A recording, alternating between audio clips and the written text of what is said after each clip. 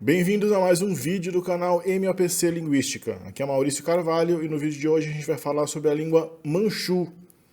Uma língua muito interessante, porque é a língua de um povo que conquistou outro povo, mas se deixou linguisticamente ser conquistada pelo povo conquistado. Os Manchus conquistaram a China, mas nesse processo perderam sua própria língua e adotaram a língua chinesa.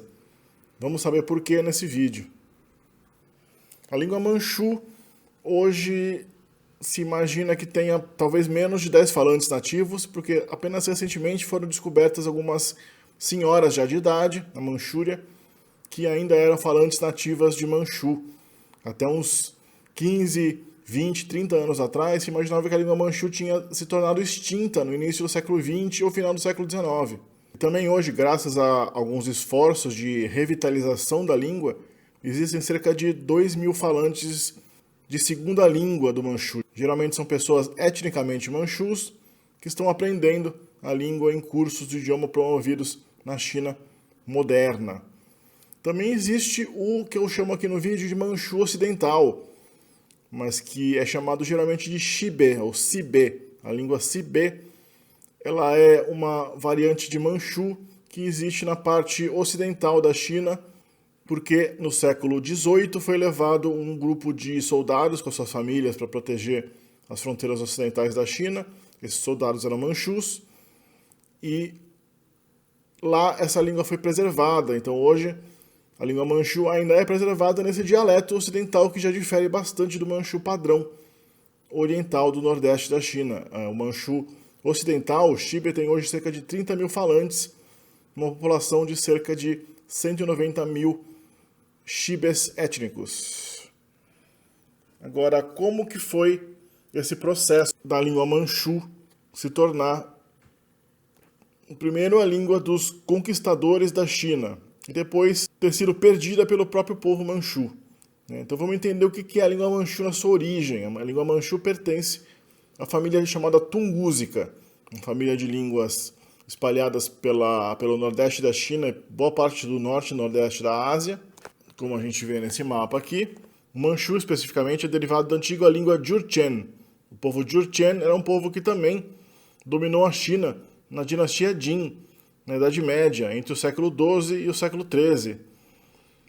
Então, os Manchus já tinham uma certa tradição de domínio ali da região da China.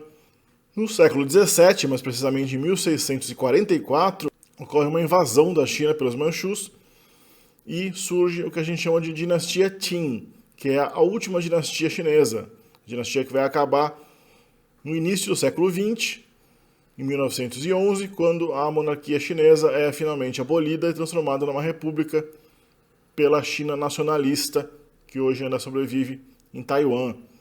Depois, em 1949, a China vira comunista e o governo da China nacionalista se refugia em Taiwan, mas isso vocês aprendem em História da China, né?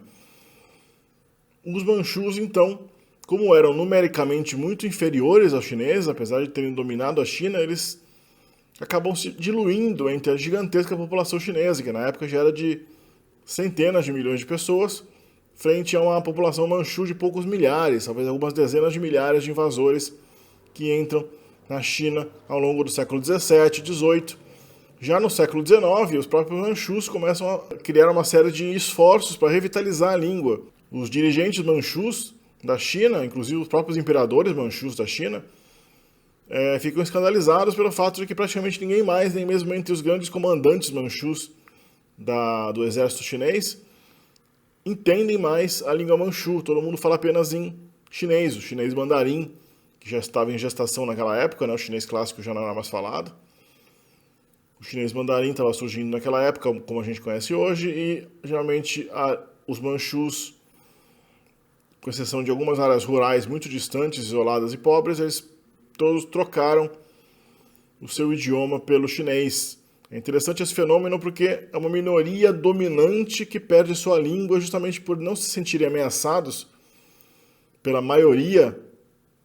Eles também não têm necessariamente um orgulho de manter sua própria língua, né? Eles são os donos da China, então se eles querem falar chinês, melhor ainda para eles. É um caso curioso aí de quem era quem é o dominante e quem é o dominado, né? É interessante como funciona essa lógica quando o próprio dominante parece abdicar de sua identidade linguística em favor da identidade do seu povo dominado, porque era percebido pelos próprios Manchus como uma civilização vastamente superior à pequena cultura tribal dos Manchus. Não tinham qualquer dúvida de que eles estavam dominando uma sociedade que era uma enorme e monstruosa civilização vastamente superior a qualquer outra coisa que existia naquela região, se não no mundo, na época.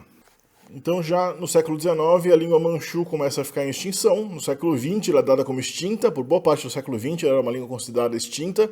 Apenas no século XXI é que descobriram, como eu disse aí, uma pequena quantidade de senhorinhas bem velhinhas que parecem ainda ser falantes do idioma. Hoje, o Xibe, o dialeto ocidental, falado no Turquestão chinês, do manchu, corresponde por cerca de 50% dos falantes de todas as línguas tungúsicas.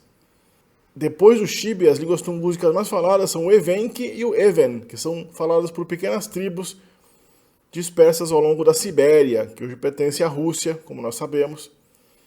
E o resto das línguas tungúsicas são muito pequenas, são línguas faladas por pequenas tribos dispersas ao longo ali da Sibéria, do extremo oriente russo e do nordeste da China. A escrita manchu já é uma história à parte, né? Ela não deriva da antiga escrita Jurchen, que a gente está vendo aí nessa figura.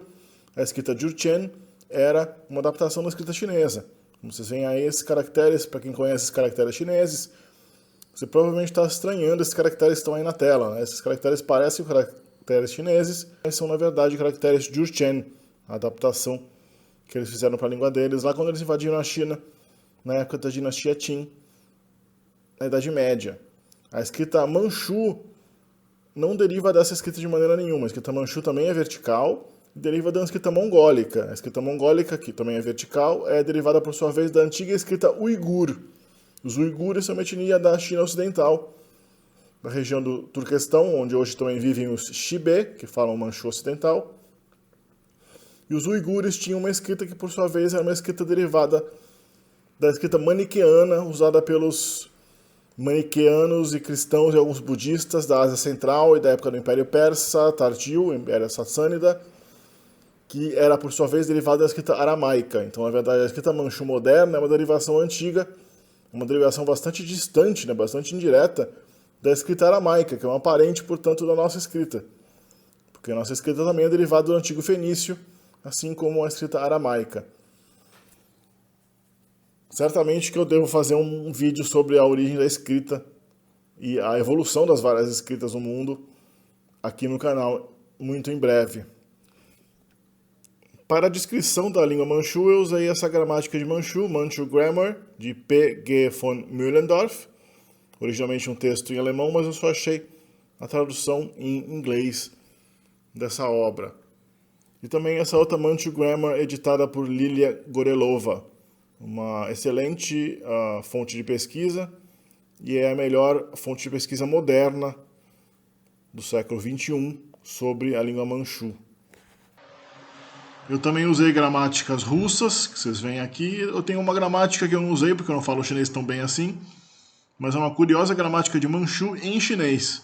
Observem que a orientação do texto é completamente maluca, né? Já que o chinês é escrito de maneira horizontal e o manchu de maneira vertical. Então, esse livro pode ser visto e lido tanto em uma orientação chinesa ou manchu ao mesmo tempo. É muito curioso isso. Foneticamente, o manchu é uma língua relativamente normal, não tem nenhuma característica muito fora do comum. Aqui a gente vê o quadro de consoantes da língua manchu, a reconstrução de como deveria ser, pelo menos, esse quadro no manchu clássico, de cerca de 200 anos atrás. O manchu não era uma língua tonal, como, aliás, a maioria das línguas tungúsicas e línguas do norte da Ásia, no geral, como as línguas altaicas, como as línguas mongólicas, as línguas túrquicas, o japonês, o coreano, não são tonais, né? Ela distingue entre plosivas surdas e sonoras, que também é diferente do chinês. E aqui a gente vê o inventário vocálico da língua. A gente vê que é notável a ausência de vogais dianteiras arredondadas, como E e U. Alguns dialetos, de acordo com as fontes que eu consultei, tinham, sim, pelo menos a vogal U.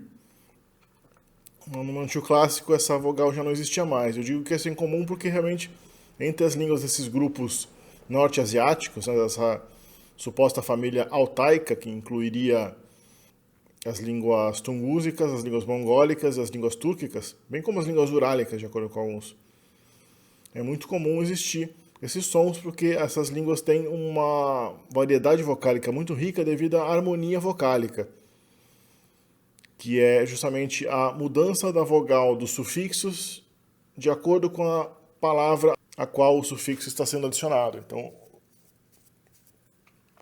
isso é muito comum, vocês precisam assistir os vídeos de mongol, de turco, né, de línguas túrquicas aqui no canal, o vídeo de finlandês, o vídeo de húngaro, que são línguas que têm harmonia vocálica e vocês vão saber exatamente do que se trata esse fenômeno. No Manchu, a harmonia vocálica existe de maneira um pouco degradada, um pouco simplificada, ela está bastante enfraquecida.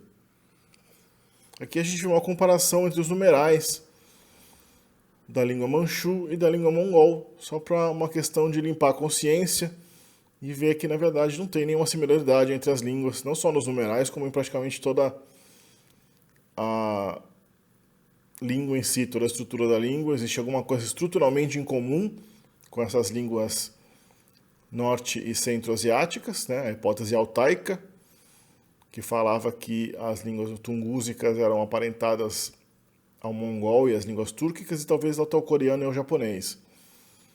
E talvez mais distantemente ainda, as línguas uralianas, como o finlandês e o húngaro.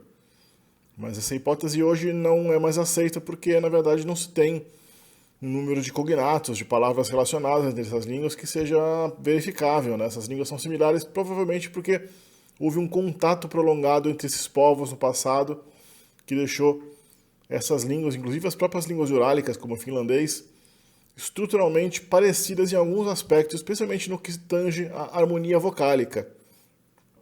Mas não há realmente uma protolíngua a qual pode-se atribuir a origem dessas línguas ditas altaicas ou uralo-altaicas. Como o típico das línguas altaicas no geral, né, seja essa uma família com uma protolíngua comum, seja essa uma família por meramente adoção, uma família de filhas adotivas que viveram por tanto tempo junto que ficaram parecidas, né? As línguas tungúsicas e mongólicas e túrquicas são tipicamente SOV, ou seja, sujeito, objeto, verbo. O sintagma nominal é DAN, determinante, adjetivo, nome, também como todas as línguas altaicas. A língua tem posposições, mais uma vez como é típico dessas línguas do norte da Ásia. Não tem gênero, outra característica universal entre essas línguas. O mongol, as línguas túrquicas, não tem qualquer tipo de gênero gramatical, são línguas unigênero.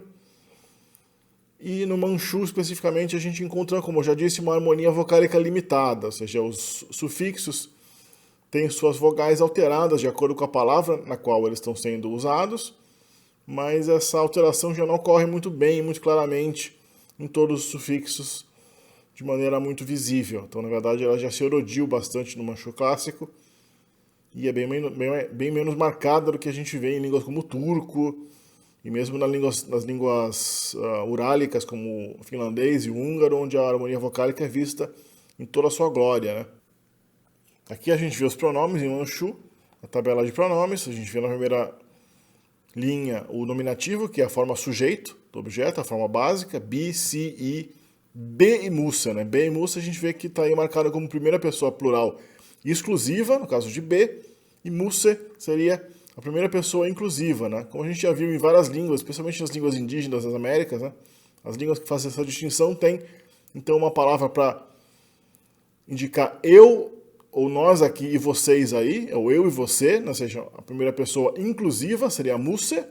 Quando você fala Musa para alguém, você está falando que não só é você que está falando, mas a pessoa que está ouvindo também está incluída no pronome.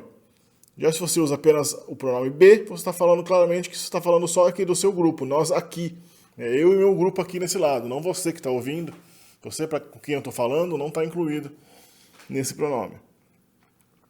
O tupi, antigo aqui no Brasil, bem como muitas línguas indígenas brasileiras, tem essa distinção feita de maneira muito clara no sistema pronominal e no sistema verbal também. E algumas línguas asiáticas também possuem. Então, para quem está imaginando se essa similaridade é devida à origem asiática dos nossos indígenas, a resposta é não, não é. devido a isso, tá? Os índios imigraram da Ásia para as Américas faz 12 mil anos. Qualquer similaridade linguística que tinha já se apagou, e eu tenho um vídeo aqui no canal dedicado a essa questão, né? Se as línguas asiáticas são parecidas com as línguas indígenas das Américas. A resposta é não. Porque, na verdade, as línguas asiáticas nem são parecidas umas com as outras, muito menos com as línguas indígenas das Américas, assim como as línguas indígenas das Américas não são parecidas umas com as outras também, já que elas migraram faz muitos milênios para a América. As próprias línguas indígenas já estão absurdamente diferentes entre si por todo o continente americano. Aqui a gente vê um sintagma nominal, tere sain nyalma, essa boa pessoa. A gente tem um determinante no começo, um adjetivo em segunda posição e um substantivo, nyalma, no final, D-A-N. Se você coloca o adjetivo depois do substantivo, supõe-se que seja um predicado, porque na verdade em manchu você não usa o verbo ser para indicar o predicado de uma frase, o predicado equacional, né? Você não fala é, não tem uma palavra equivalente a é, está. Você usa meramente a palavra o sujeito e coloca o predicado depois, sem nenhum tipo de partícula. Nyalma sain, pessoa boa, ou seja, a pessoa é boa. Ere deu umesi hulchin nyalma. Esse jovem irmão, burra pessoa. Ou seja, esse irmão menor, esse irmão mais novo, é uma pessoa burra. Um hulchin nyalma.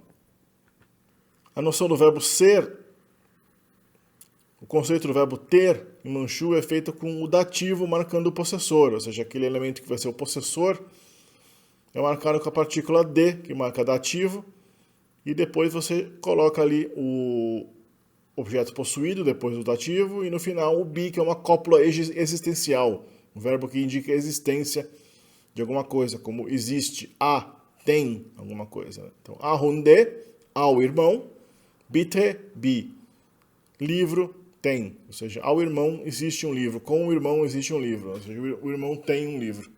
Aqui a gente vê outro exemplo de frase existencial, nesse caso não tem possessividade envolvida, né? Meramente a gente está falando que existe uma águia escura. Emo, que é Yachin é escuro, Daimin é águia, e o Bi no final, que indica a existência. Então, tem uma águia escura. O manchu tem uma característica que lembra bastante as outras línguas do Oriente, não as línguas do norte da Ásia, as línguas altaicas, mas sim as línguas como o chinês, o tailandês, que tem essa característica onde você, entre um numeral e um substantivo, você põe um classificador. Nessa frase aí é o fesi. Você não fala 3 espadas, você fala 3 itens de espada. Toda palavra, quando vem com um nome numeral, precisa dessa palavra intermediária para ser contada por outra palavra, né? Você tem que assistir o vídeo de chinês, o vídeo de tailandês, o vídeo de vietnamita aqui no canal para vocês entenderem o que é um classificador. Acho que no vídeo de chinês esse conceito é bem explicado. O manchu deve ter pego essa característica a partir do chinês, pela convivência com chineses, mas eu não tenho certeza de que a origem seja realmente chinesa. O plural em manchu geralmente não é indicado no substantivo, mas em alguns substantivos, especialmente substantivos relativos a seres vivos, esse plural geralmente é feito com um sufixo como se ou so. Depende da harmonia vocálica nesse caso. Então a gente tem jui, a gente termina aí com i, que é uma vogal dianteira, então o sufixo fica se, juse, irmãos. Solho é um coreano. Então o plural solhoso, coreanos. Você vê que a harmonia vocálica funcionou aí, o sufixo teve sua vogal alterada, porque a palavra a qual ele foi adicionado tinha vogal diferente, de acordo com a vogal dianteira ou traseira. O sintagma nominal e o substantivo, no geral, no manchu, tem 5 casos que são marcados por sufixos. No nominativo, o acusativo, que é marcado com B, o genitivo, que é marcado com I ou Ni, se a palavra termina com vogal, o dativo, que é D, a gente já viu ali, e o relativo ti. Por exemplo, o acusativo aqui, Ibo be welembi. Ele casa, B, que é o marcador de acusativo, mostra que a casa, aí que a palavra bo, a casa, é o objeto do verbo. E o verbo vem no final, welembi. Weile é construir, embi é o sufixo imperfeito, significa aspecto imperfeito, que pode ser interpretado como presente, mas realmente o manchu não tem um tempo verbal muito bem definido. Essa tradução é uma tradução livre, poderia ser traduzida como um passado imperfeito ou mesmo até como um futuro imperfeito, dependendo do contexto. Aqui a gente tem uma construção com acusativo e um verbo no causativo, né? Fazer alguém fazer alguma coisa. Nyalma bensain baita yabubumbi. Eles fazem as pessoas fazerem coisas boas. Aqui a gente tem um exemplo do elativo, que é aquele último caso naquela tabela ali que é marcado com o sufixo ti. Então, manju gisun, que é a língua manchu, ti, nikan gisun, manga. Ou seja, manju gisun da língua manchu em relação à língua manchu, a nikan gisu, que é a língua chinesa, é difícil. Ou seja, a língua chinesa é mais difícil que o manchu. Com pronomes também se usa min, ti, amba. Amba é grande, min, ti é de mim, ou seja, grande em relação a mim, ou seja, ele é maior que eu. Min, ti, hun, ele é mais velho que eu. O verbo em manchu geralmente é negado pela partícula aku colocada depois do verbo, embora haja um monte de outras maneiras de negar o verbo em manchu, é bem complexo. A gente vê o verbo gisur, que é falar, o sufixo mb, que a gente já viu, aquele sufixo imperfeito, que pode ser traduzido como presente, mas tem várias outras traduções de tempo, né? Não é um tempo específico, é um aspecto. Big surembi aku, eu não falo. O verbo manchu tem um monte de sufixos assim, ele tem um monte de formas que indicam uma série de conceitos bastante incomuns em relação ao nosso padrão europeu familiar de verbos. Então, embora eles não tenham a variação de pessoa, não tem a forma diferente para eu, tu, ele, nós, vós, eles, nem de tempo, claramente, ou a variação é mais focada no aspecto, existe uma série de sufixos, como o sufixo cooperativo, que indica que a ação está sendo feita em conjunção com outras pessoas. Então, afambi, afanumbi, lutar, lutar em cooperação com outros, lutar junto com outros contra alguém. Tem uma forma indefinida, de sujeito indefinido do verbo, que é quem quer que faça a ação, né? Escreva, escrevi. Arahale seria quem quer que escreva.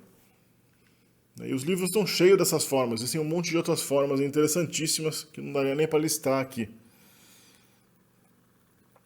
Tem a forma temerária. Eu estou preocupado que eles estejam apenas doentes. Ou seja, eu estou preocupado que talvez ele não venha. É o sufixo rahu. Dide é o verbo vir. Diderahu é eu tenho medo que talvez ele não venha. Eu temo que ele não venha. Pode ser traduzido como se ele não vier. Pode ser realmente uma outra maneira de expressar a noção de hipótese, né? Você teme que aquilo não aconteça. É um temerário negativo, né, por cima. Ele tem uma nuance negativa também por cima. Aqui uma frase, Sikse bi imi ama detere baita debu habihe mangi. Quando eu tinha dado aquela coisa para meu pai. A partícula de, que é para, o dativo, né? Aquela coisa, tere baita. O sufixo be, que é o de acusativo, né? E burrabihe mangi é tecnicamente uma oração subordinada de tempo, né? Burrabihe mangi, mangi é quando, burrabihe é eu dei, eu tinha dado. Para mostrar como se forma uma frase mais complexa em manchu. Uma língua bastante obscura, é difícil encontrar qualquer dado sobre essa língua. Eu tenho aquelas gramáticas que eu encontrei depois de muitos anos pesquisando alguma coisa. Mesmo na China, a gente vê que pouquíssimas pessoas conseguem aprender a língua, né? Existe pouco mais de 1.000, talvez 2.000 falantes do idioma que estão tentando recuperar a língua. E aqui no canal Meu PC eu procuro sempre passar pelo menos uma noção dessas línguas menos comuns que fazem parte da incrível herança cultural e linguística da humanidade, infelizmente em alguns casos esquecida e quase apagada da face da Terra, né? Espero que vocês tenham curtido esse vídeo. Deixem aí um comentário, uma sugestão de vídeo futuro. Não se esqueçam de considerar uma contribuição para o canal, né, através do Apoia-se, através do PayPal e outras opções que estão descritas aí embaixo do vídeo. Entre em contato comigo se vocês querem mentoria e acompanhamento online de aprendizado de línguas para línguas europeias, as línguas como alemão, inglês, russo, que eu ensino. E a gente se vê no próximo vídeo.